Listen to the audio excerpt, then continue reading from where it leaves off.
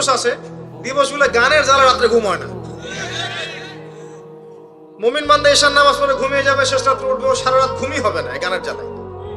বিয়ে হবে, দেখবেন ধুম ধারাক্কা গান লাগিয়ে দিয়েছে। একদম একটা ফ্ল্যাটের মধ্যে 10টা পরিবার আছে, ওর কোনো খেয়ালই নাই, ও একাই পরিবার। ছাদের উপর যাবে, ধুম ধারাক্কা গান বাজাবে, মাশাআল্লাহ এই বরকত নিয়ে জীবন শুরু করছে। এই অভিশাপ নিয়ে জীবন শুরু করলে বৈবাহিক জীবন সুখী হবে?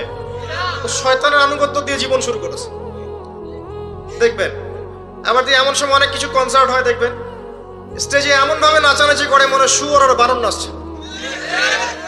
হ্যাঁ, হাদিসে এই শব্দ এসেছে, আমার উপর রাগ করবেন না।